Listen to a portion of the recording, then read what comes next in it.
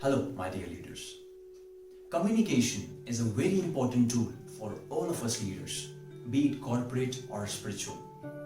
Communication can be defined as the process of sharing ideas, opinion from one person to another so that the person receiving it can understand it in the same way the person wants him or her to understand. Communication is about understanding, my dear leaders. Ask yourself, do your people understand what you're trying to convey to them? Have you asked your people or your team, did they understand everything which you convey to them? This is a question to ponder upon. Now, Bible is very clear how to communicate.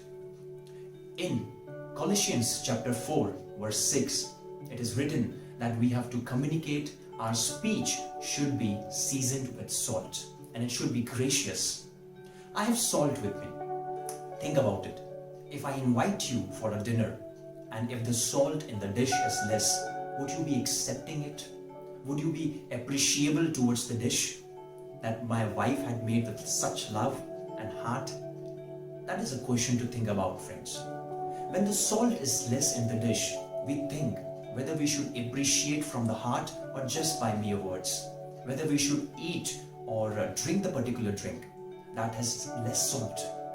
If the people, if you and I cannot accept and appreciate the dish which has less salt, how can God if our communication is not seasoned with salt?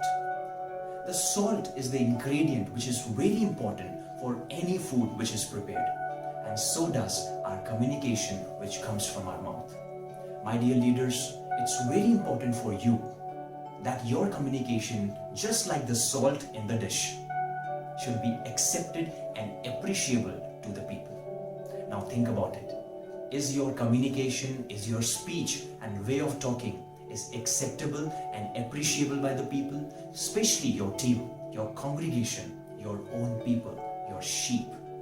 It's a very important question to think about it. One more verse is very encouraging when it comes to communication. It says that we should not have corrupt talk. That is Ephesians 4:29. Every talk from our mouth should be for the people to build up them, to build them up. And it should be gracious. Again, the emphasis on to build up and gracious.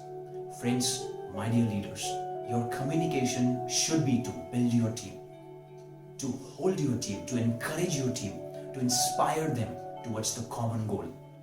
It should not be a corrupt talk. It should not be a cheap or abusive talk. And we have not learned that from our master or any of them, which we read about the amazing leaders, amazing master communicators in the Bible.